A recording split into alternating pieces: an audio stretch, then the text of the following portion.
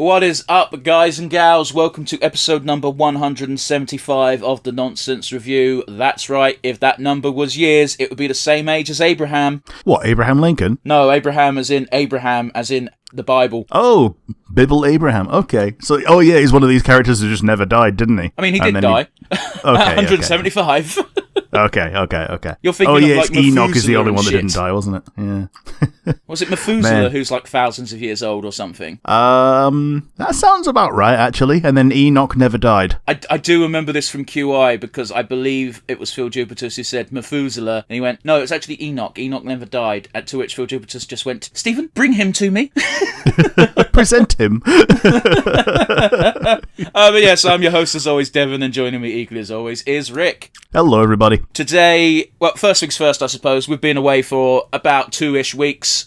We had the retro just gone. That was live, but obviously we don't do news for that. And, today we're doing the indie animation The Earth Guy episode 3. It came out while we were away. Sod's Law, always the way. I will say very quickly, do not scroll too far down when you type in The Earth Guy, because you come up with some weird shit on YouTube.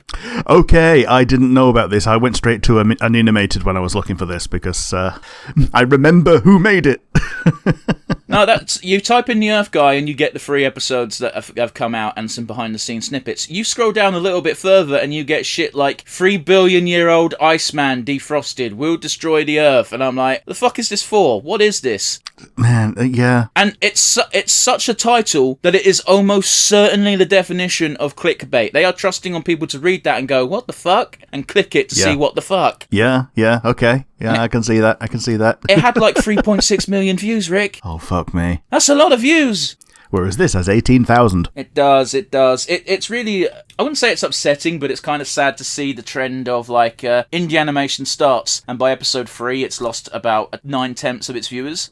Yeah, that's why I'm doing my best to keep my finger on the pulse of all the ones that I'm watching. I mean, let's be real, Rick. We've both enjoyed episode 1 and 2. Hopefully we'll enjoy episode 3. We're probably just going to keep reacting to this as long as it keeps being made. It's entertaining enough. Yeah. And the fact that we've not done it with Hell of a Boss is because it had already started by the time we started watching it.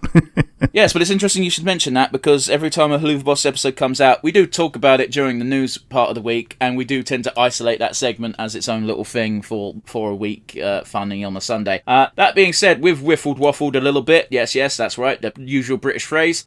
So those of you who are unfamiliar with the podcast probably don't know this, but usually we don't ramble for so long. Usually we do our weeks and then get into the meat of the review itself. So with that in mind, Rick, how have your weeks been, buddy?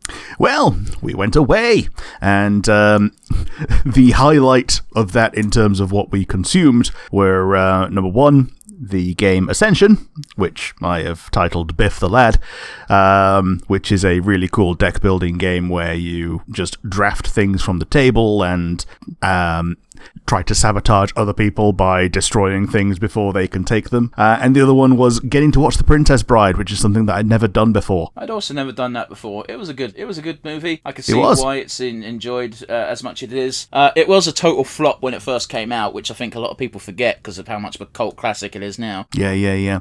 And it's the first time I've ever bought a digital movie, because every other time I've bought a movie is either buying a DVD or just paying for a streaming service. Yeah, I would much rather have it. I can't believe I'm nostalgic for DVDs. Yeah.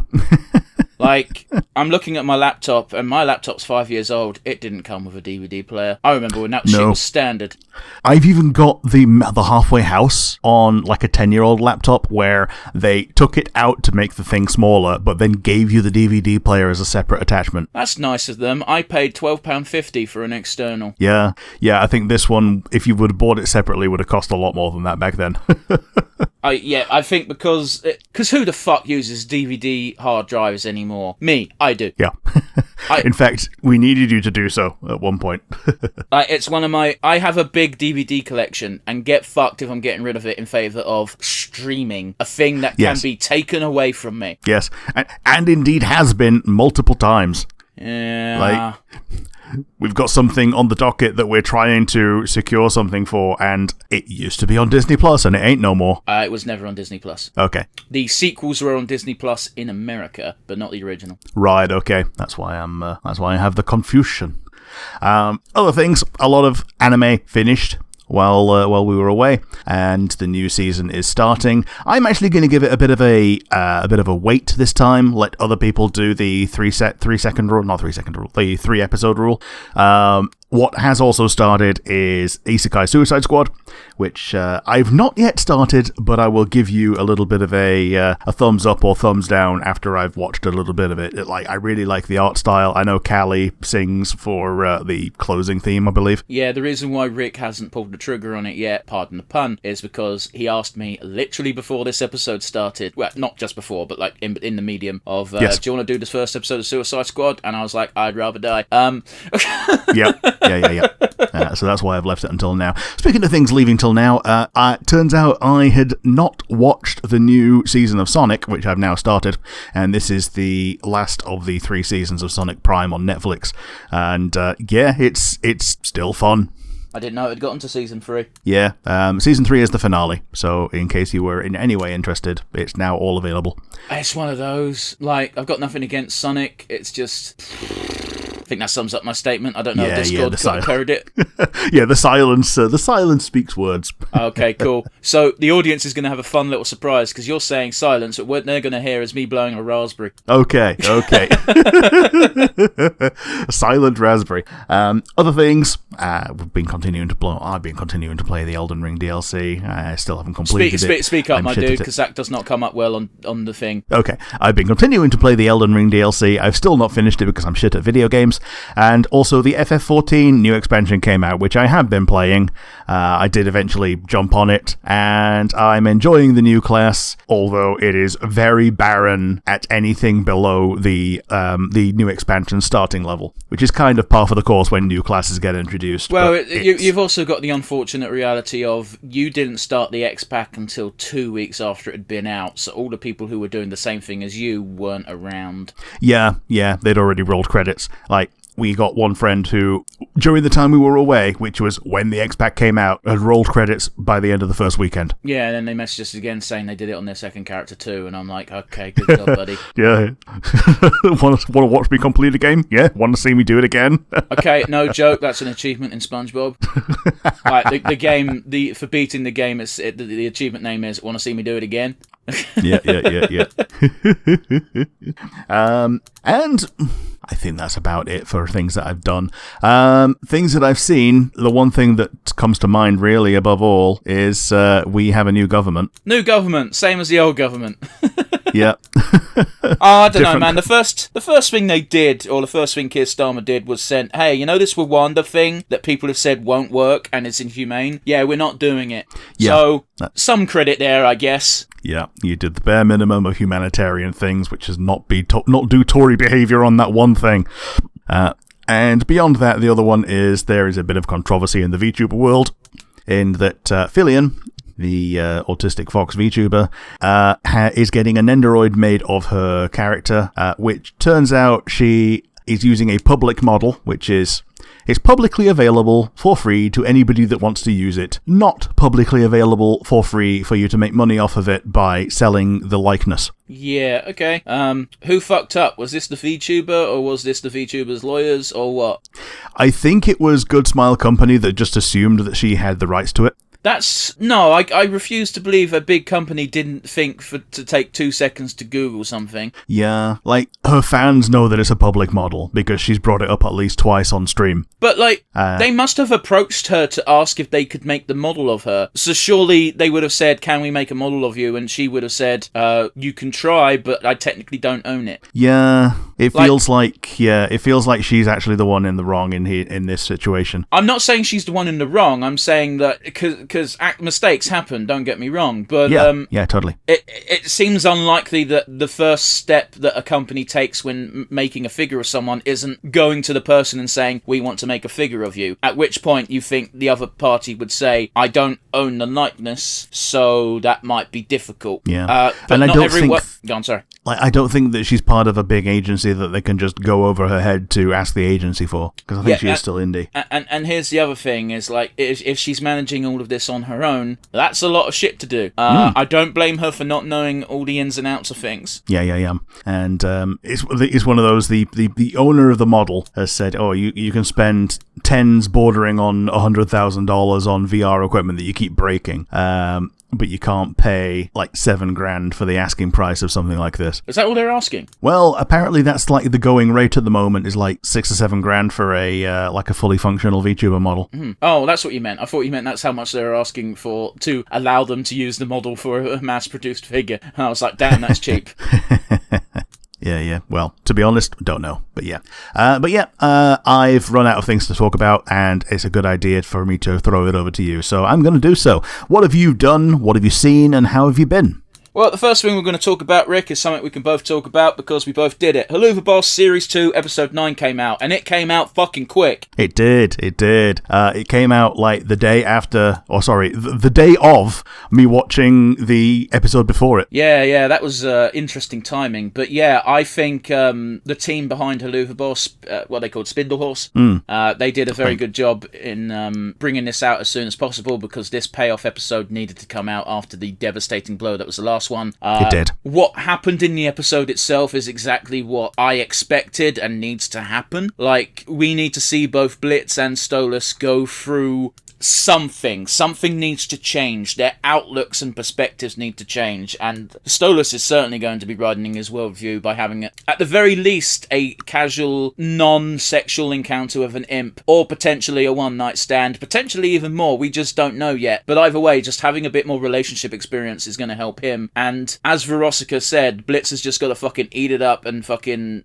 get through it because he fucked up, and I think it's only just now dawning on him how big he fucked up. Yeah, because he could have had it all. Not to put all the blame on Blitz, like he, again, I think we mentioned this the last episode of Helluva Boss we discussed, where Blitz was super not in the right mindset for that question, for that circumstances to be revealed, and it wasn't mean of Stolas. Stolas didn't know any better, and Stolas was more focusing on turning himself away from being the Stella in his new relationship, because that's how he saw himself.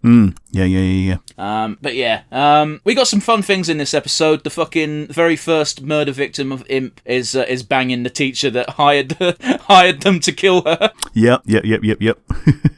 And I'm like, damn, her demon design rocks. Shame she's an evil piece of shit. It does. But you know, it's little things like that you're just sort of like, I want to see the story behind this, and part of me is like, maybe I should go to AO3 and try and find that one fanfic of what the fuck happened.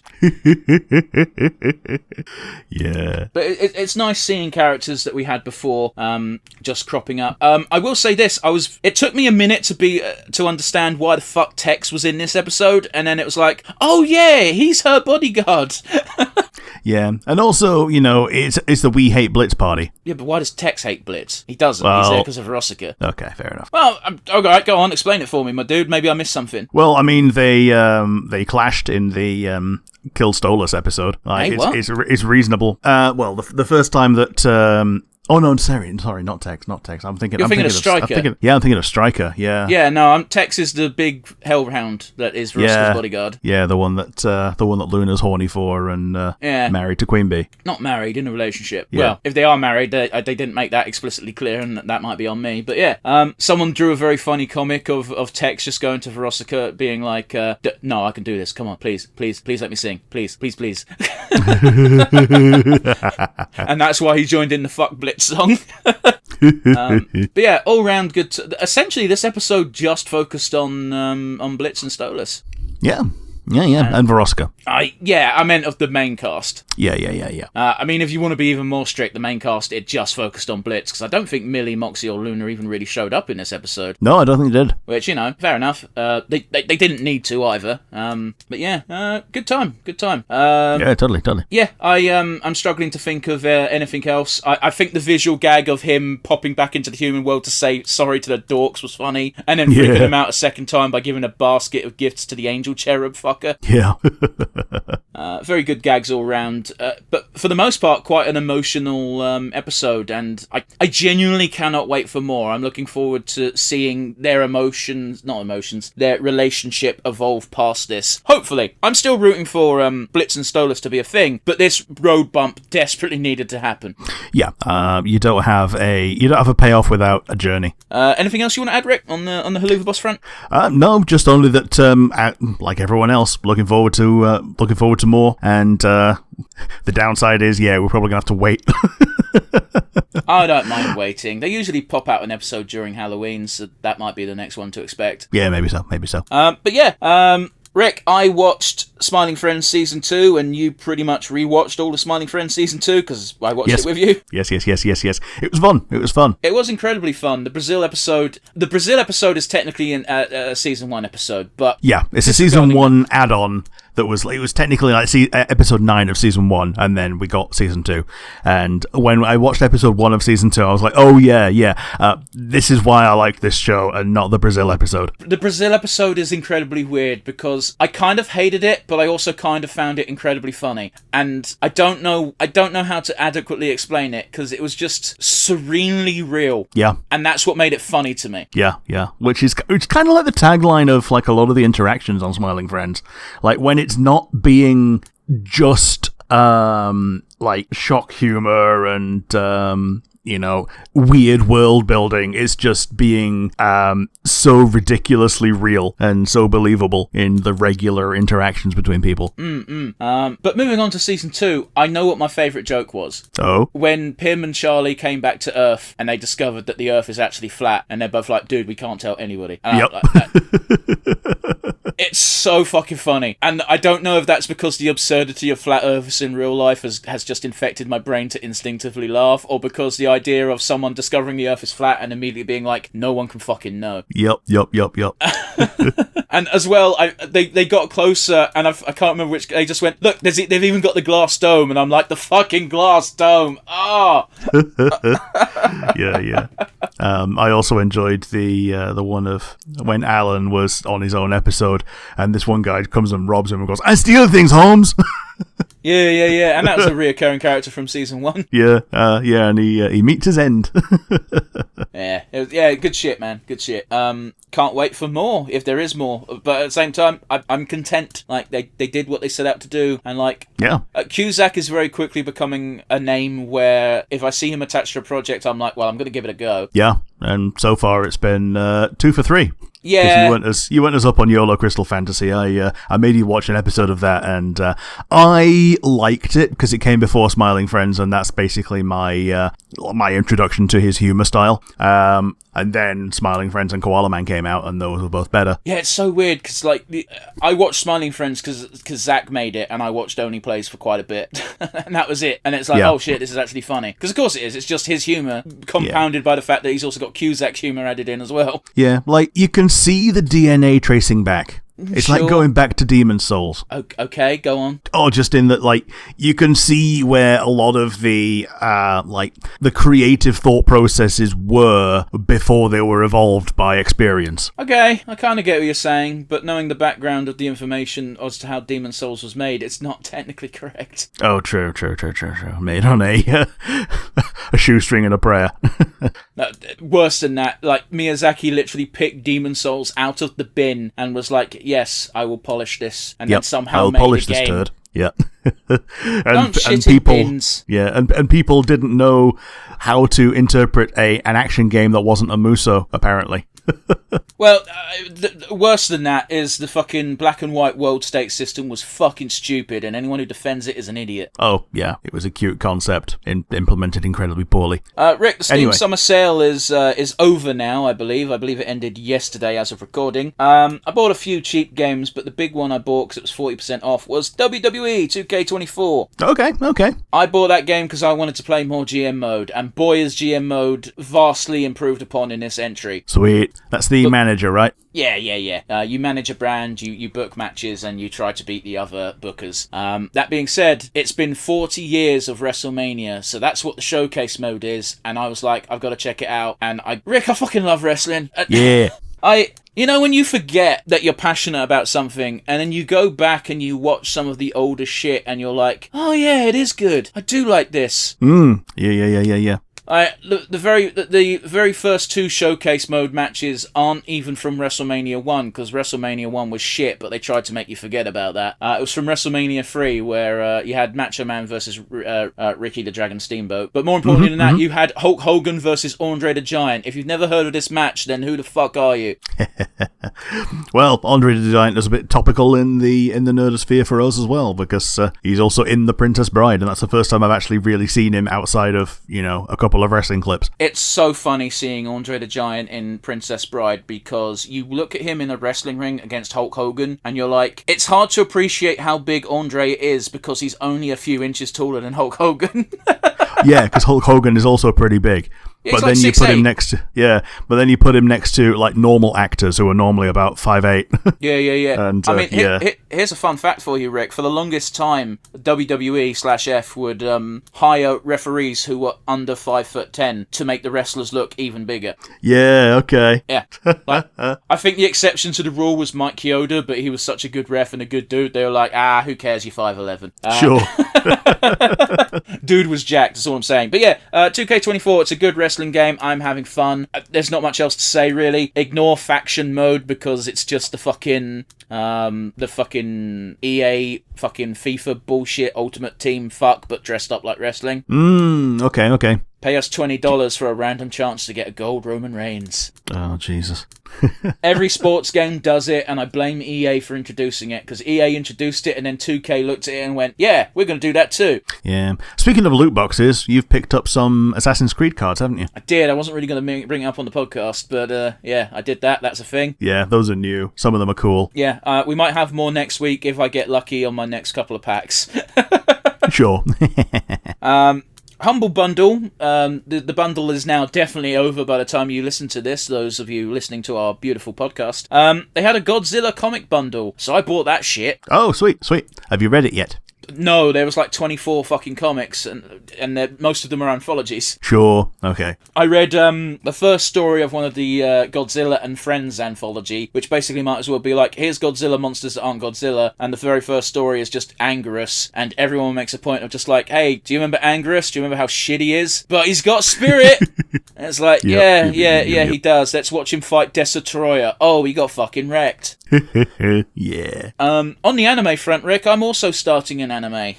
Kinnikuman Perfect Origin Arc dropped its first episode. Or, I say first episode, it's actually in episode 0. And boy, is it depressing that they can condense the entire Kinnikuman legacy into 20 minutes. Oh, man, yeah. So, I'm assuming that the show is Kid Muscle rather than King Muscle, right? It's hard to tell, because we start with King Muscle about to get married. Okay. Because here's the thing, is our mutual friend who also likes Ultimate Muscle basically just said to me, oh, by the way, this is a prequel. By the way, the thing that we got in the UK was the sequel series, because it was Kid Muscle, and this one's following King Muscle, and we don't know shit about King Muscle because we didn't get those anime over here.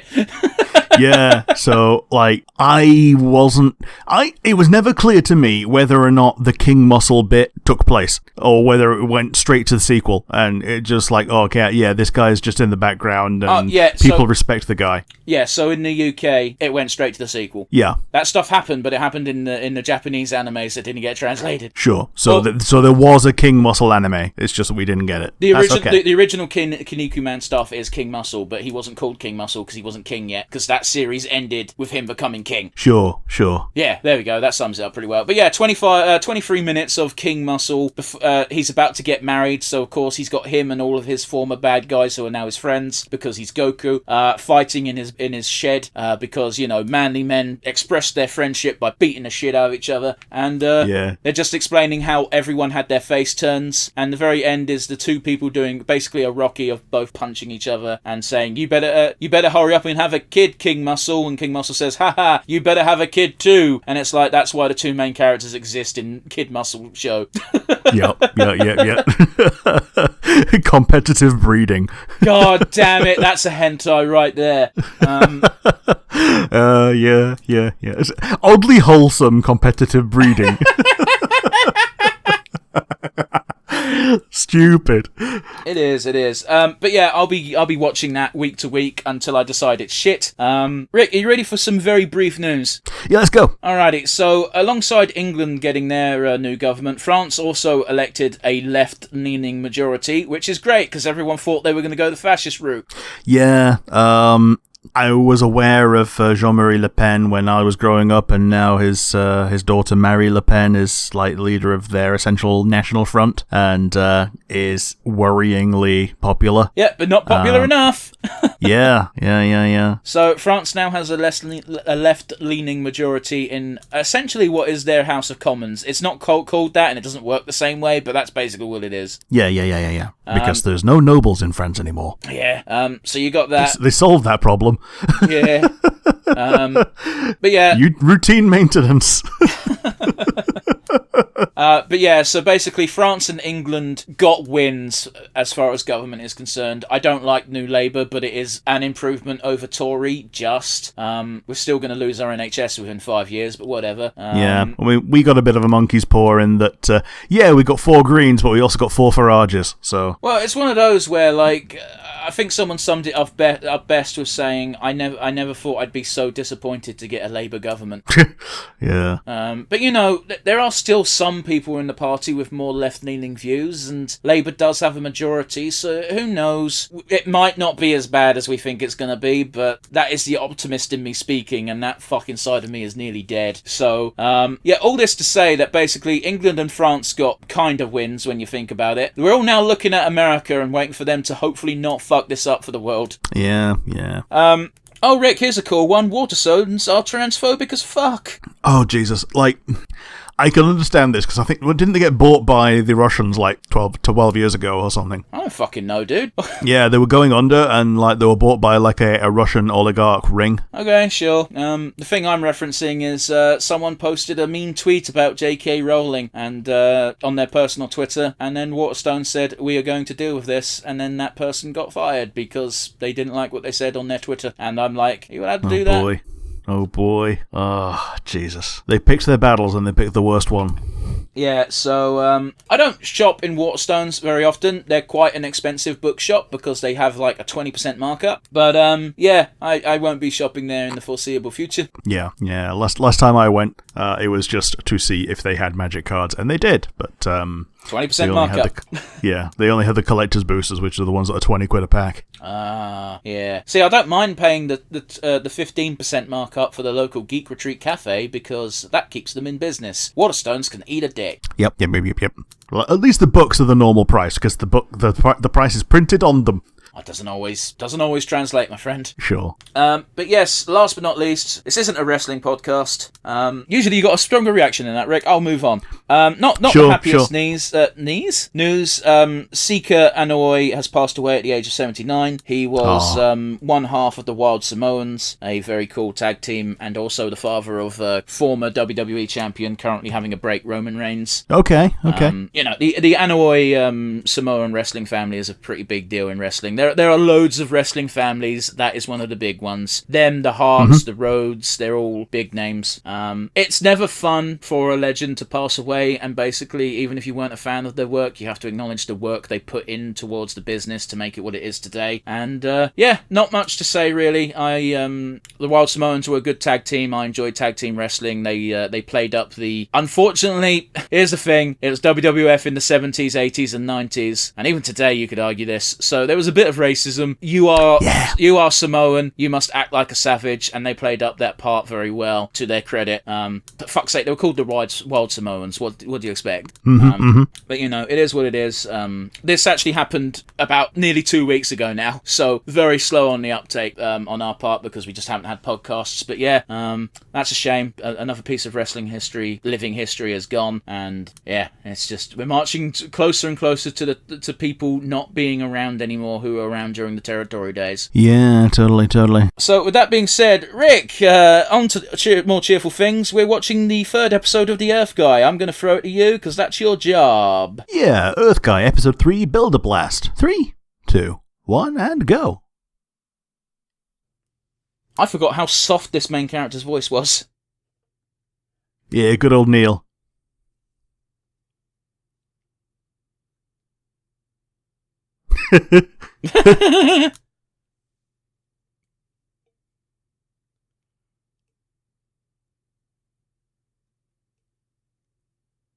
I absolutely love that it's on giant scrolls of paper and not digitized. Yeah, that spew forth from a book.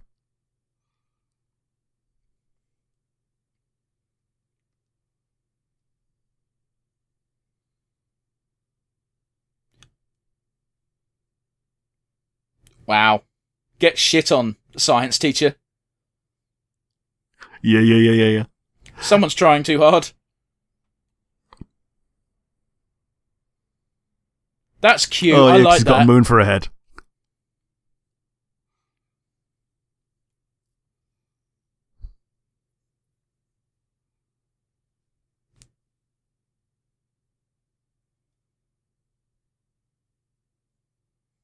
I would take a mad science course in a heartbeat. Oh, totally. 100%. 100%.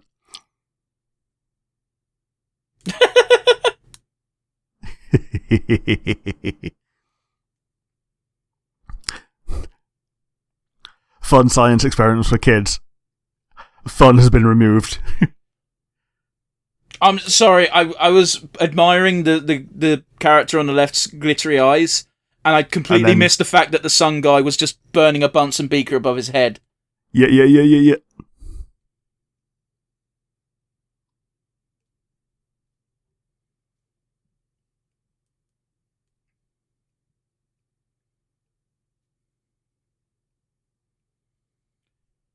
Oh, that's an easy one.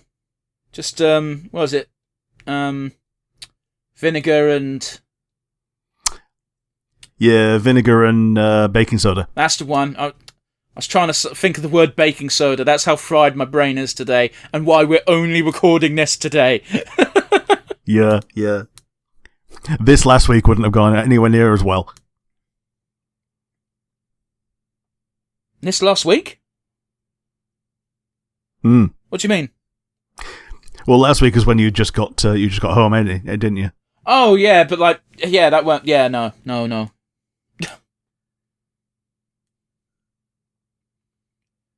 Oh, thinking of, I'm generally debating whether or not I'm going to have a pizza later on. Pizza? Okay. Because I had pizza last week when I got home, even though I had pizza the day before as well. Oh, yeah. Oh, we're getting an update on Human Peeps. Apparently.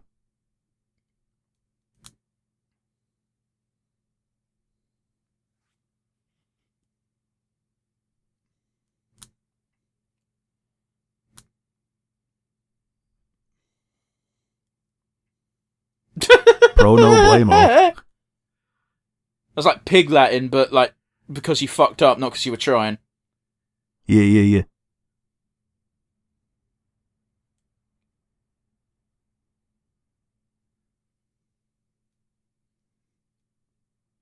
My vibes are sick, but my ass is thick. Oh man, I need to do a collab with Snuffy.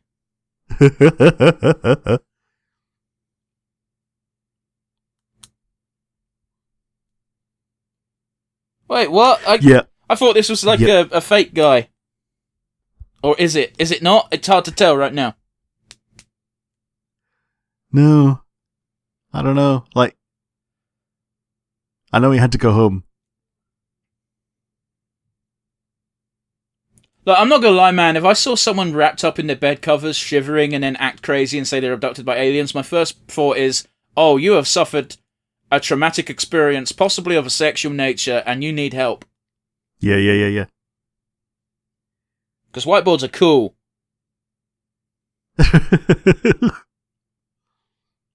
Like that Fate Stay Night look-alike in the background. I was thinking it looked a bit like Orin, if she wasn't all fucked up.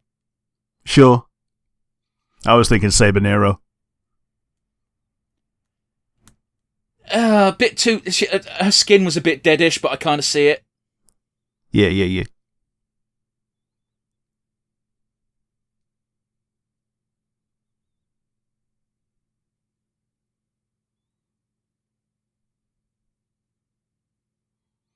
I'm not flying high. Google. Gugel. What the fuck? FBI-ant. Oh yeah, because he was Googling explosives. Oh, yeah. Just fucking download the Terrorist Cookbook. Is it called the Terrorist Cookbook? It's called something Cookbook. Yeah, I think the Terrorist Cookbook. I think It teaches you how to like make fucking napalm and shit. And like, I'm pretty sure. You like, just put Go on. It's just polystyrene and petrol. What was it? Fucking, I think it was the Rooster Teeth podcast back in the day. It was Bernie Burns talking about himself as a kid trying to make napalm by cooking petrol on the cooker in his house. And and his mum and dad came home, or wherever his mum came home and said, "What the fuck?" and rightfully yelled at him and sent him to his room. But and then when his dad came home, he had to explain what he was doing. And he said, "No, you see, you don't understand. If the fire doesn't hit the petrol, it won't explode, so it's perfectly safe." And the dad just went, "Technically, he is correct." And it's like, that's, and I believe it was like, that's not the lesson we're meant to be teaching our kid, dear. Yeah.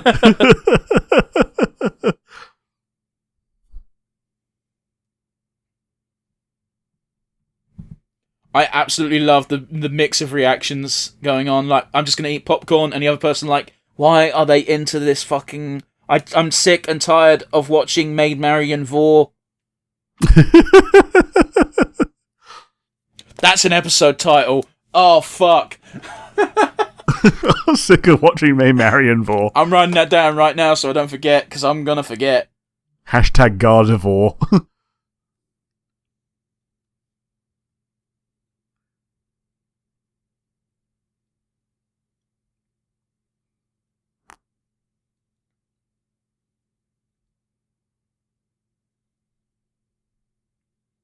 I'm not going to Google those words because I'm sure there's at least one image that will scar us for life. Oh, I think I'm immune to being scarred by furry shit.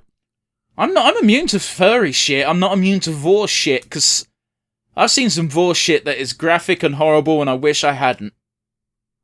Oh yes, because it's very definitely a dead person by the time they're getting digested. You'd be unsurprised to learn that a lot of Vore art also has a lot of scat involved, and it's grotesque. Yep. I'm very sorry, Animated, for talking about disgusting Vore shit while watching your very fun cartoon. Yeah. All because we extrapolated from the FBI agents.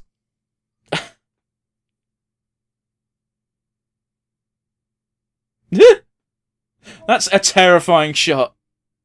Mm-hmm.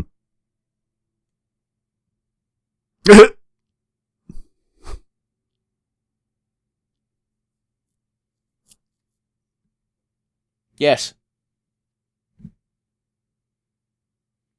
Bonjour.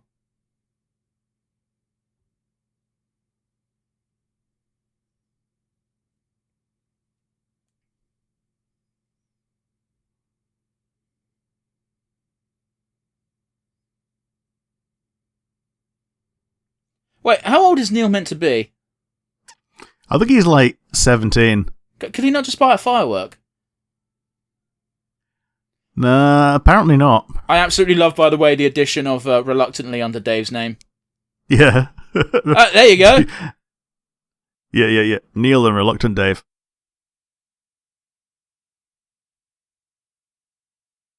Get help.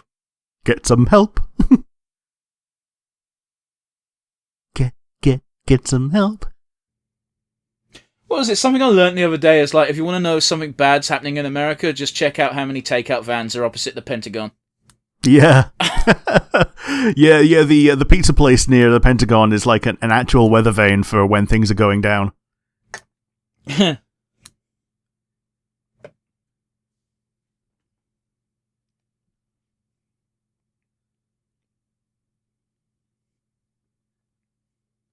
Pink is beautiful. Mm. So, what did I say?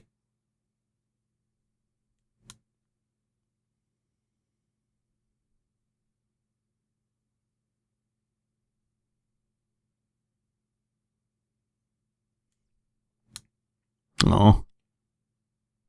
Okay.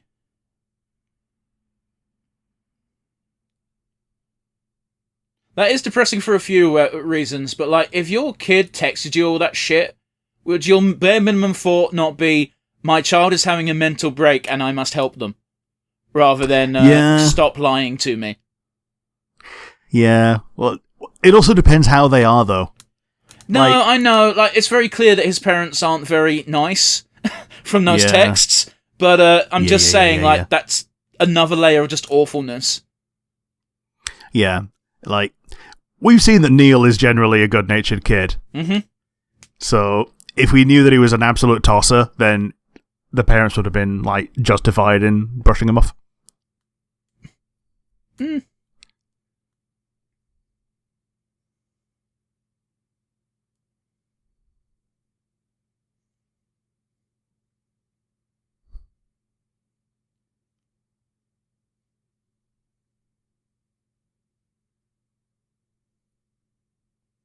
It means he wants to suck your... I'm going to stop. Yeah.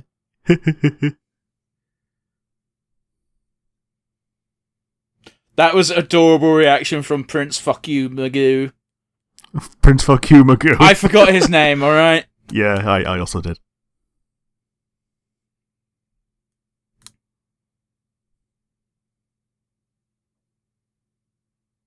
You know, come to think of it, he also could have just bought some whiskey and a fucking match. Coulda.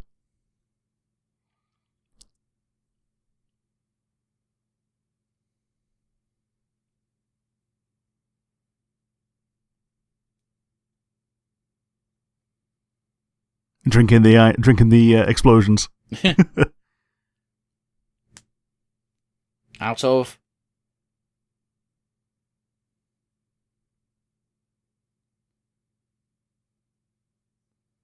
So it's out of 10. Gotcha. Yeah.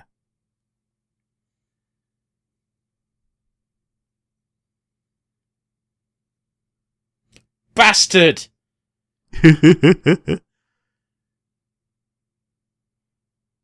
Okay, that's now a 3.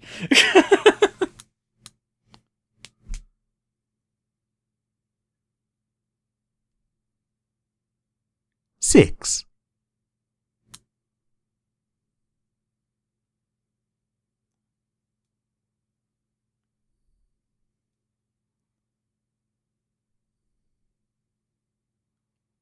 Oh, you and your bullshit, Doctor.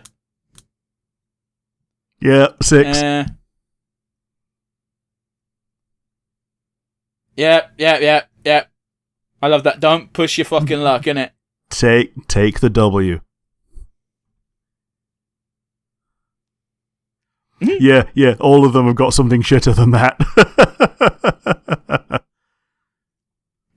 Hey, good job again, everybody. This was a fun episode.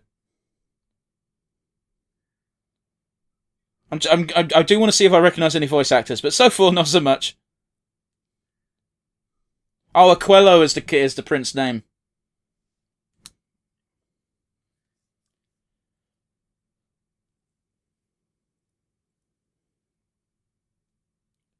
Yeah, so what? Do we get credit for like a super share for reacting? Yeah, nice thumb time. There we are. Dickhead, innit? Take tag. Oh, the actual little post credits bit. Yeah. Oh, yeah. Oh, right, and now everybody does it, of course. Hey man, like, let's be real. That's his own fucking fault for giving extra credit for flipping your shit. Like, you got no one to blame but yourself, mad scientist Dick Magoo. The unfortunate thing is it wasn't as funny the second time, or the third time, or the fourth time, as everyone knows who's ever interacted with a child who did something funny once. Yeah. As you may have learnt, Rick, my default when I don't know someone's name is to go something Magoo. It's what I've learnt about myself today. But yeah, that was Earth Guy Episode 3, Builder Blast. I thought it was going to be more of a Build-A-Bear type reference from the name, but name makes sense. Rick, what did you think? I liked it. It got into the meat of it a lot quicker than the previous episode. I think it was a good episode that also dealt with real things as well, which I liked. How about you? What do you think? Yeah, it was nice to get a glimpse of Earth, and that, yes, in fact, there is at least one person who gives a fuck that Neil's gone missing. Yes. I think it's rather telling that it's his best friend rather than his parents, but apparently he doesn't live with his parents anyway. Yeah, like, I'm all for that, though. Like, sometimes your friends are actually what matter. Oh, I'm not disagreeing with that. It's just, it's a depressing realisation that him and his parents are clearly either not close or they're not that type of caring. Yeah, fair enough. You know, it's a sad reality. Like, I was lucky enough to have both my parents until I was 29, you know? And, me and my dad disagreed on core principles about things, like there was no outright disdain for one another or anything. I'm going to stop that sentence there because then it gets too real. So, let's do our usual rundown, shall we, Rick? Do you have a favourite moment? My favourite moment was with the FBI agents, where, was it Agent Jones, was it? He's like, yeah, he's the one who actually cares. It's like, I'm your agent, get some help. Are you doing okay? Get some help. Yeah, it's like you suddenly go from no Googling to Googling explosives. What happened, kid? Yep. But yeah, that's my favourite. What's your favourite? It's hard to narrow down because while the episode was fun, there's no real standout moment for me. So I'm just going to go ahead and give it to. It was a nice visual and I enjoyed it. I liked when he did the little tear in his projector screen with his claw, the mad scientist, and then that became the pupil for his eye when he did his little drawing. Yeah, that's a cute one. It was very nice. It was a very smooth transition. It was cute. It came a bit out of nowhere, which I kind of appreciate. And it was a good establishing moment for a character. He is a teacher now. He used to be a mad scientist because peace is now vogue, and that's the only reason he's a teacher and not trying to kill you all. But it's also implied that that really cute mascot-esque character is way more intimidating than he is. Yeah, totally. So yeah, we can't only talk about the good, of course, we have to talk about the bad. It's always difficult to talk about the bad when dealing with an indie project. We don't want to be too negative, so keep that in mind when we discuss this. Rick, what gets you weakest link? Well, it's not a criticism of the show. It's an appreciation of the bad thing in the show, and it's his mom's reaction to his disappearance, as it were, which he's been trying to be transparent about things and, connect to her and maybe have not so much a shoulder to cry on, but at least something that he can connect with his mother about, and she's just completely brushing him off, and it's a little bit too real for people that don't have good relationships with their parents. It's also too real in the sense that, Neil's young. Yes. Your relationship with your parents is a lot different when you're young to when you're older. Yeah. I learnt very early on in my life, and this isn't a negative, it's just a fact, of there are some things you just don't tell parents. Yeah. If I was abducted by aliens and then brought back to the Earth, I probably wouldn't tell a single soul. Because this is how people will react. Oh, yeah. Unless you've got, undeniable proof. Yeah, but, Homer Simpson had undeniable proof and he still got laughed at. I bring you love. I meant when he got abducted by Kang and Kodos. I believe they sprayed him with rum and that's what discredited his proof, but, Yeah, who's going to believe you, rummy? But yeah, it's too real. Even if you've got a good relationship with your parents, there are some things that you just won't tell them. And you sure as shit shouldn't tell them over text, because you'll sound like a rambling lunatic. But yes, do you have a weakest link as well?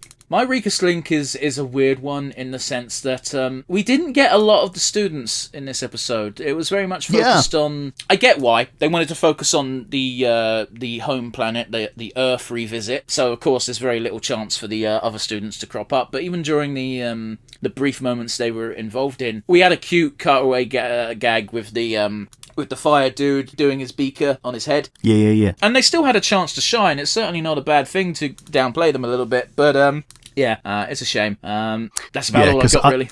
Because I too really enjoy all of the weird designs of the alien students, and getting less of them makes me feel like we're getting less in an episode, even though it was a good episode. Yeah, man. Yeah. I don't know how long this intends to run. I'm looking forward to seeing. I guess less is more. We can't miss you if you don't go away. I'm sure if when the next episode comes out, if they show the students a bit more, it's going to be like a breath of fresh air of I missed this. Yeah. Let's get to the crux of things. The ultimate question in all of our episodes. Rick, we're going to dish out MVPs. Who gets it from you today? Yeah, from me today, it's Dave. The episode would have been very little without him. He was supportive And it was a nice little insight into, I'm not going to say as much human culture, but like Neil's friendosphere being basically just Dave. And he performed his role admirably today. Yeah, I can relate to that a little bit, because I think even if you don't have a very small number of friends, I think everyone can relate to in school. You'd know a lot of people, but you'd only really talk to like 2 or 3. Yeah. Like, at any given moment, you're going to have like a core of best friends. But yes, how about you? Who gets your MVP? I'm going to give it to Dr. Luna Magoo. What's his name? Oh, yeah, Dr. Luna Magoo. Yeah, we'll call him that, yeah, Moon Man. Yeah, Moon Man. He was fun, he was entertaining. Moon Man, yeah, mad science, croissant head. By far, my favourite part of the episode was him explaining how he is still a super serious, super real science man, but because peace is in vogue, he's dedicating his time to educating the youth, as it were, as opposed to clearly what I think actually happened is he is in some kind of day release program. Yeah. Yes, I gone from being a mad scientist to a mad science teacher.